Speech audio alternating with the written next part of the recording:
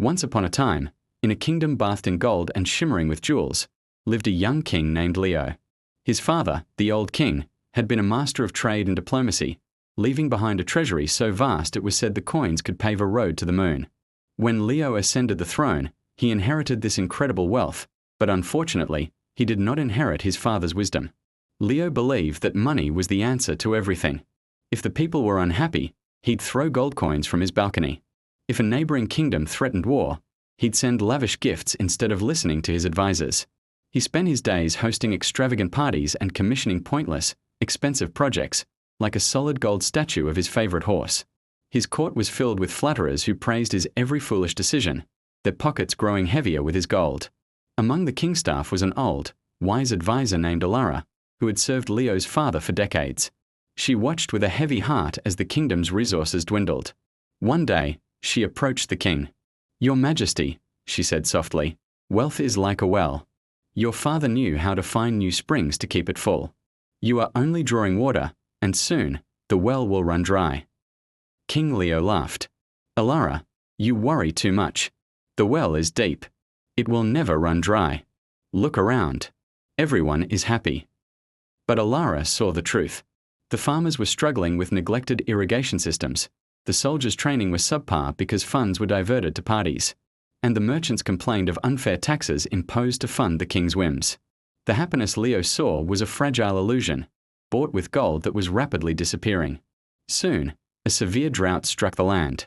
The rivers thinned to a trickle, and the crops withered in the fields. Famine swept through the kingdom.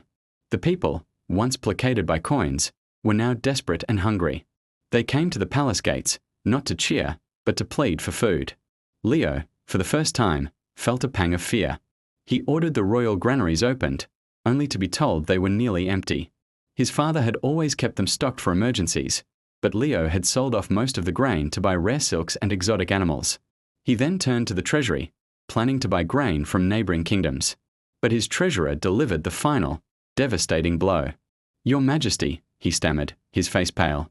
"The treasury, it's almost empty." The years of reckless spending had finally caught up. The solid gold horse statue now seemed like a monument to his own foolishness. The neighboring kingdoms, who had once received his lavish gifts, now saw his weakness. They refused to help, some even smelling an opportunity to seize his weakened lands. Desperate and humbled, King Leo summoned Alara. He found her not in the palace, but in the city square, helping distribute what little bread was left. Her face was grim, but her resolve was firm. "Alara," the king began, his voice cracking, "you were right. I have been a fool. I had all the gold in the world, but I didn't know how to use it. I've ruined my kingdom." Alara looked at the young king, seeing not arrogance, but genuine remorse in his eyes. "Wisdom is not inherited, Your Majesty," she said gently. "It is earned. It is earned through listening, through learning, and sometimes through failure. Your father's greatest treasure was not his gold, but his knowledge. He knew that a kingdom's true wealth lies in its people, its land, and its leaders' good judgment." From that day on, a change came over King Leo. He sold off his golden statues and extravagant luxuries, using the money to buy what little grain he could. But more importantly, he started listening. He walked among his people, hearing their struggles firsthand. He worked alongside the farmers to dig new wells and repair the irrigation canals, learning from their ancestral knowledge of the land. He reinstated his father's wise counsel, replacing the flatterers with honest, capable advisors.